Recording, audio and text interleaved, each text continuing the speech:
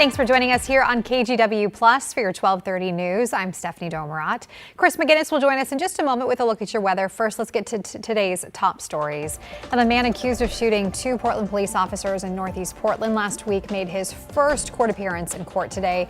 41-year-old Eric Elkers faces attempted murder charges in connection with the shooting. He was arrested yesterday along Northeast 82nd Avenue, not far from the airport. New court documents reveal how police tracked down Elkers. A tip led them to him, and Elkers' DNA was found at the shooting scene. The shooting left one officer with a broken femur. The other lost a part of his ear. Both are now out of the hospital. The remains of a man's deceased mother were found in his refrigerator in his Northeast Portland apartment. A disturbing story here. According to court documents, she had passed away early last week, and her son told police he'd planned to keep her in the refrigerator to conceal her death as long as possible. He told police he wanted to collect both his and her Social Security payments to avoid becoming homeless. Court documents say police learned about the alleged scheme from Vineyard's brother, who reported it, triggering a welfare check. New research shows that more people in Oregon are becoming homeless even as shelter capacity grows. According to a new study from PSU, Oregon added just over 3,000 year-round shelter beds in the past 2 years. But statewide, more than 27,000 people remain homeless. Over half of those are unsheltered, meaning they live outside. In Multnomah County, it's about 7,000 people. Researchers say economic insecurity and a lack of affordable housing are driving this increase. All right, turning to your weather headlines, let's give you a live look now at our Seaside Sky Cam out on the coast.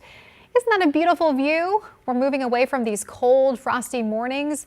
There is even some potential rain heading our way. Let's check in with Chris McGinnis for those details. You notice people on the east side are going to be cheering about? What? The wind shutting off. Oh, that's good. It has been as dry as it's been in Portland, and that's been one of the stories. The east side of town and the gorge has also been windy. For all the dry days that we've had, it has been unbelievably windy. The wind is beginning to ratchet down a little bit, and it will do so more so this afternoon. All right, 15 consecutive days of no measurable rain, as in a trace or nothing at the airport. That is just shy of the record, which was 18 last year. And before that, I think you have to go back decades since we've seen dry weather this pronounced, this long in the month of January. So this is something for sure. All that said, there is rain offshore. And in fact, we'll go out a little wider here and show you on the satellite imagery. The cloud cover is sweeping in. There's some rain just off the southern Oregon coast right now and a few sprinkles off the north coast. Those will be rolling in a little bit later today. But for now and for the remainder of our afternoon, it's just going to be dry and cloudy. Clouds have swept in over Vancouver right now. It's 43 degrees. At PDX for 44. And the plan for the rest of the day is lots of clouds, but dry. I think our early afternoon commute is going to be dry, but the rain will start to creep in here sometime probably after 5 o'clock, and then some light rain in our evening forecast. Walk you through that and look ahead to it's Tuesday. We can start thinking about the weekend, right? I'll show you that in a few minutes. Sounds good, Chris. Thank you. Well, as we have been dealing with colder temperatures, health experts are stressing the importance of vitamin D. Vitamin D is a critical part of overall health and can be acquired through safe sun exposure. But when things get chilly, it can be harder to maintain those proper levels. Mandy Gaither has more on symptoms of vitamin D deficiency and tips on how to replenish this important nutrient. It's critical for strong, healthy bones. Your body can absorb vitamin D from the sun, but in the winter, that's not always easy. Less sunshine means less vitamin D. Dr. Neha Viez with Cleveland Clinic says low levels can lead to deficiency. Symptoms may include fatigue, bone pain, muscle weakness, and mood changes. But if you are having any of those, then talk to your doctor about maybe getting checked for vitamin D deficiency. If cold weather allows, Via says help maintain vitamin D levels by going outside for about 15 minutes most days of the week, or a little longer if an underlying medical condition prevents proper absorption. The nutrient can also be found naturally in foods like eggs, fatty fish, as well as fortified cereals and juices. She says taking vitamin D supplements can also help, especially if a medical condition is causing low levels. But definitely talk to your doctor to see if you need a level drawn or whether you need supplementation. The CDC says vitamin D deficiency may also raise the risk of falling, and this time of year, so can the weather. We don't want them to fracture a bone, so it's important to have strong, healthy bones, especially in the winter. For Health Minute, I'm Mandy Gaither. Well, authorities have identified the climber who tumbled some 300 feet on Mount Hood over the weekend and tragically did not survive. He was 30-year-old Thomas Hostler of Portland. Joe Ranieri spoke with one of his rescuers about what she was up against.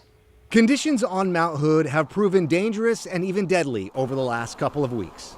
Well, it's really steep and it's icy up there currently. First of all, it's the winter. And we know in the winter, historically, that climbing conditions are much more challenging and much less forgiving than they are in the spring. Paige Balker is a rescue leader with Portland Mountain Rescue. She says on Sunday she was part of a rescue to save a climber that fell 300 feet from a popular climbing area. I took the lift to the top of the Palmer and pretty much jogged in my crampons up to the Devil's Kitchen. Devil's Kitchen stands at 10,000 feet, and even Balker, who has years of experience, had a hard time getting to the climber. And I was up there by myself, and I was moving kind of fast, and I didn't see it or hear it, and it was a big chunk of ice about the size of a grapefruit that smacked me right in the knee. By the time rescue crews arrived, it was too late. The climber had died. There's also a feature, a formation up there we call a fumarole. There's two on the south side on the most popular climbing route. And fumaroles are fissures in the rock on volcanoes where poisonous gases like hydrogen sulfide, that's where you get that rotten egg smell, come from. She says this is an area that's always challenging to climb, not just because of the conditions this time of year, but because of the fumaroles. And they can form pretty dangerous fumarole caves that you can fall into, and those can be pretty dangerous. Sunday's rescue was the third she had been on in the last couple of weeks. I just want people to be aware that the conditions are going to be steeper and icier than they're expecting. I mean, this high pressure system compounded with winter conditions, it just makes for very dangerous and icy conditions. Joe Ranieri, KGW News. Powell's Books has announced another round of layoffs. The bookstore called the move its final round amidst a larger restructuring. Over the past year, the company says it has laid off about 20% of its workforce, affecting all levels of the company. Powell's called the move, quote, extremely difficult but necessary to match cost to the realities of the business. Beaverton-based Nike reportedly announced layoffs Monday, mostly at distribution centers in Tennessee and Mississippi. That's according to the Oregonian. In all, 775 jobs will be eliminated. This comes as the retail giant tries to claw back sluggish sales and streamline operations. And coming up here at 12:30, we have less than 10 days before the official start to the Olympic Winter Games, and it's not just athletes prepping for the big event. Plus, one of the world's best alpine skiers is returning to represent Team USA for the fourth time in her career. The KGW Plus TV app, streaming 24/7. Local news from the team you trust on your time. Track how the weather will impact your day. Certainly becoming increasingly hazardous. Extended, continuous coverage of breaking news live from the scene. That snowpack is still heavy. Go deeper with in-depth interviews and exclusive reporting. All the local news you need, live or on demand. KGW Plus. Download on your TV and watch for free.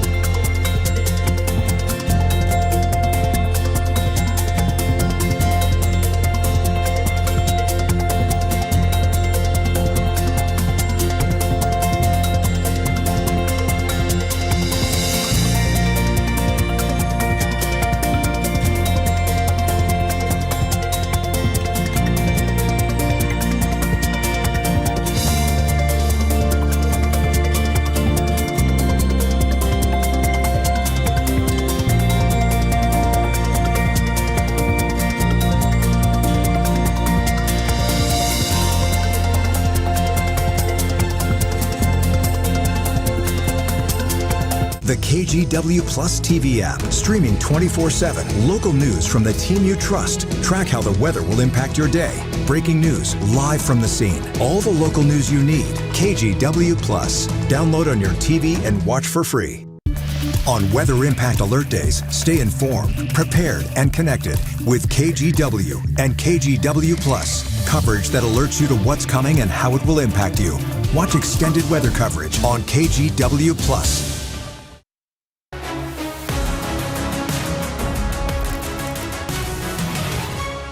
We We are less than 10 days away from the official start to the 2026 Olympic Winter Games. Here is the countdown. And with opening ceremonies rapidly approaching, it's not just the athletes making sure to get those final reps in. This is a look inside a rehearsal for the opening number of the ceremonies. And these classically trained dancers from La Scala's Academy are working to mimic Nordic walkers and figure skaters. Over the next few days, rehearsals will ramp up to 9 hours a day, all in an effort to capture the emotion of the games. The theme of this year's opening ceremony is Harmonia, or harmony.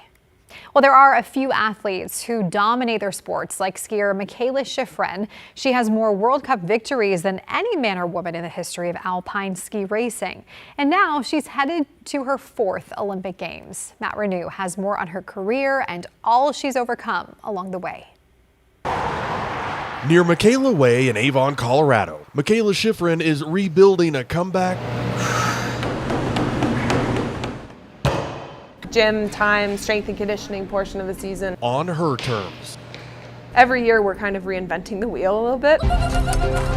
At 30, Schifrin has won more Alpine World Cup ski races than any male or female in history, more than 100 and counting. 106!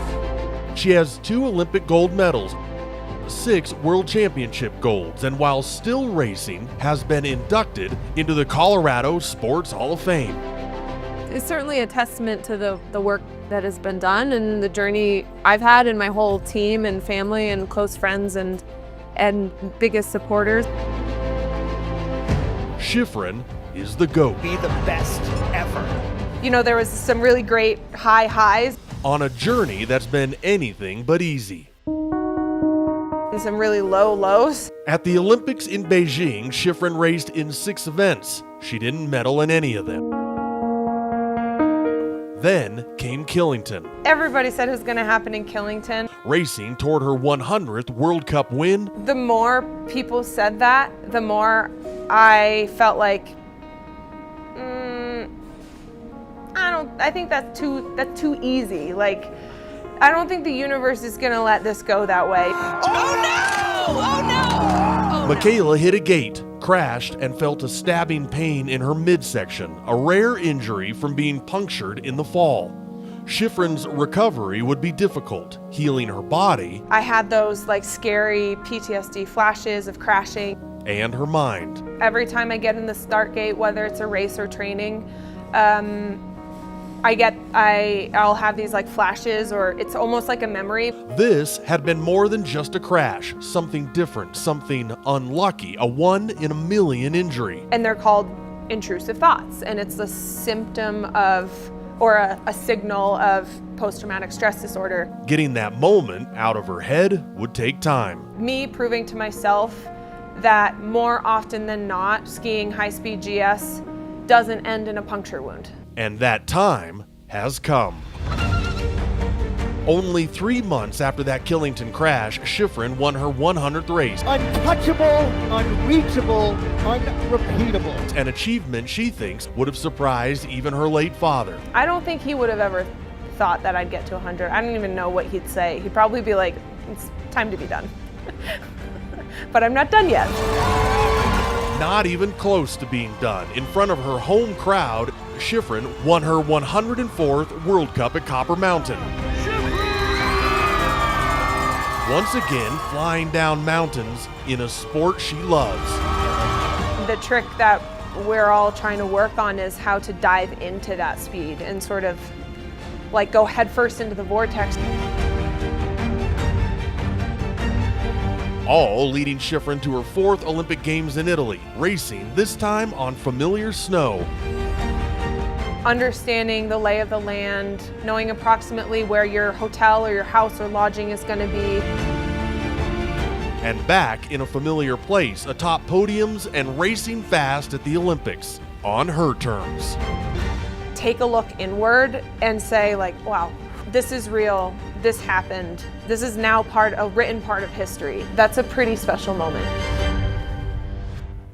A reminder that the Olympics kick off Friday, February 6th with the opening ceremony in Milan. You can catch it right here on NBC and KGW. All right, let's get over to Chris now with a look at your weather. 10 days from today, but you don't have to wait that long for the forecast, which does call for rain for the first time in 15 days. There it is offshore right now off the southern Oregon coast. I'll track that for you with Futurecast coming up in just a few minutes.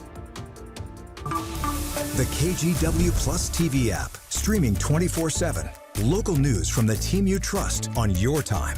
Track how the weather will impact your day. Certainly becoming increasingly hazardous. Extended, continuous coverage of breaking news live from the scene. That snowpack is still heavy. Go deeper with in-depth interviews and exclusive reporting. All the local news you need, live or on demand. KGW Plus. Download on your TV and watch for free.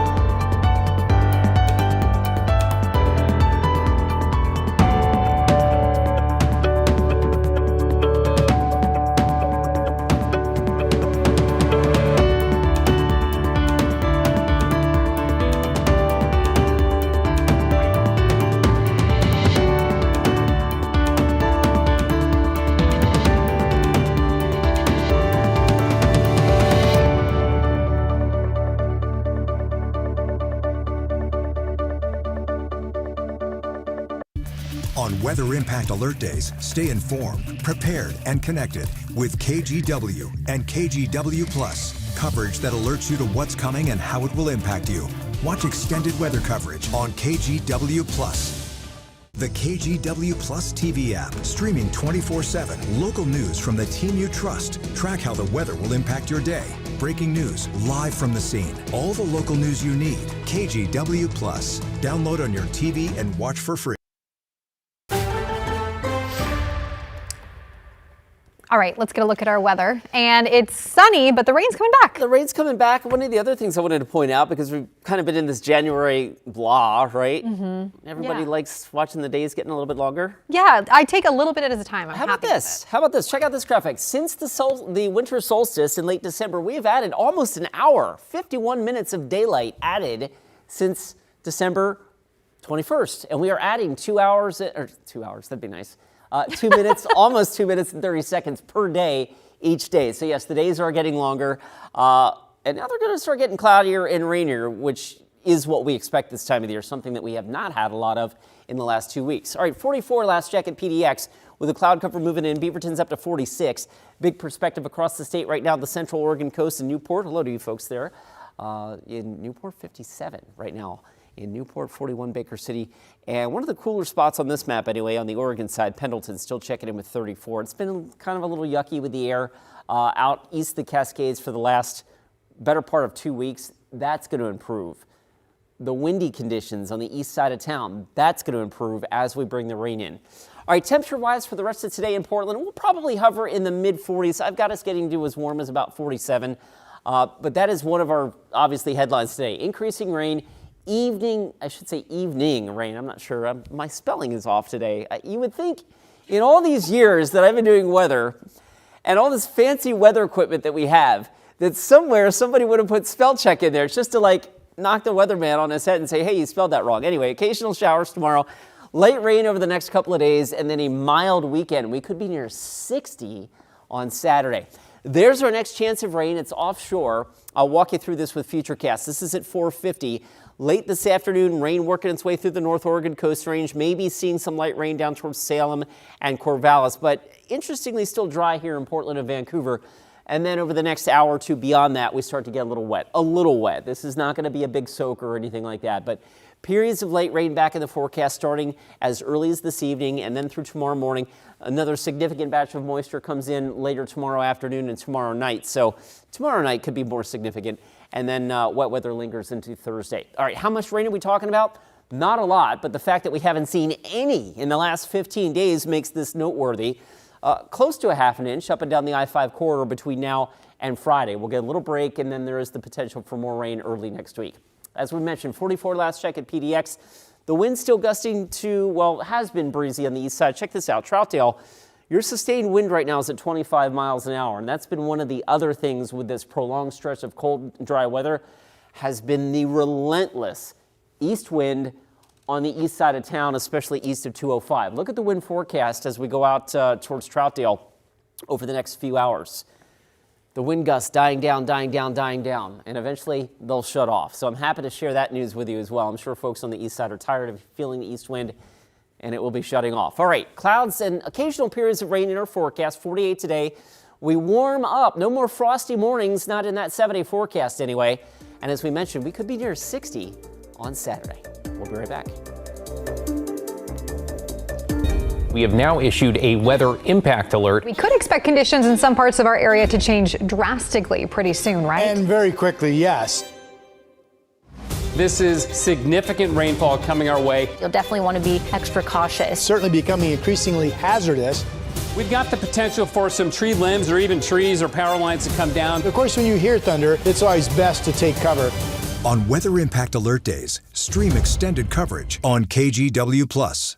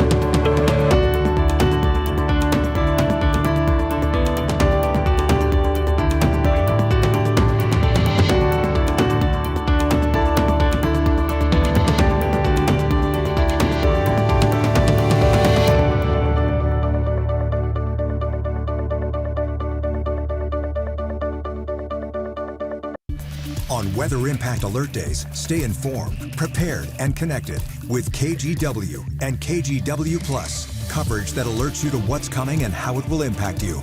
Watch extended weather coverage on KGW+. The KGW Plus TV app, streaming 24/7. Local news from the team you trust. Track how the weather will impact your day. Breaking news live from the scene. All the local news you need. KGW Plus. Download on your TV and watch for free. Welcome back. In your consumer news today, Bank of America is considering a new credit card that caps interest rates at 10% for a year.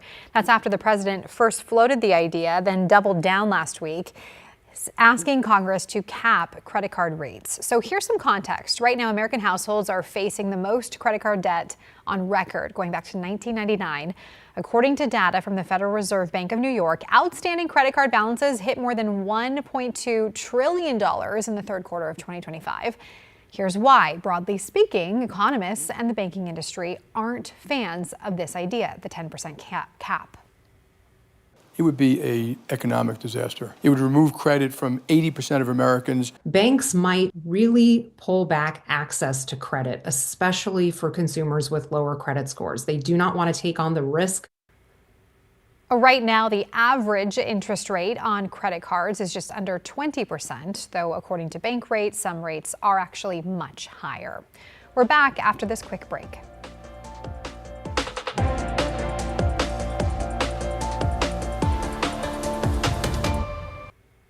On Weather Impact Alert days, stay informed, prepared, and connected with KGW and KGW+. Coverage that alerts you to what's coming and how it will impact you. Watch extended weather coverage on KGW+. The KGW Plus TV app, streaming 24/7. Local news from the team you trust. Track how the weather will impact your day. Breaking news live from the scene. All the local news you need. KGW Plus. Download on your TV and watch for free.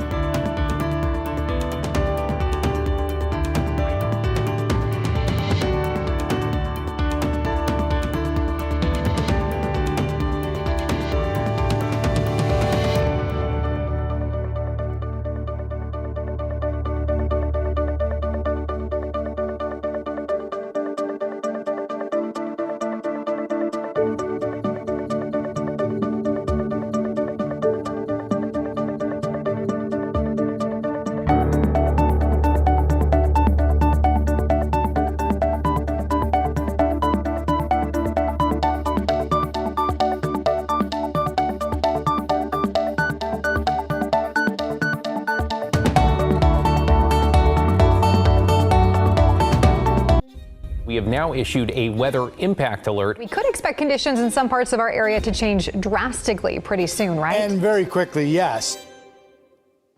This is significant rainfall coming our way. You'll definitely want to be extra cautious. Certainly becoming increasingly hazardous.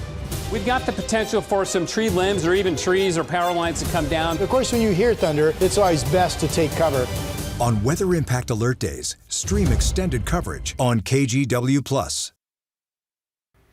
All right, before we get to your final forecast, look at this. The St. Louis Fire Department responded to a call of a dog that fell through ice.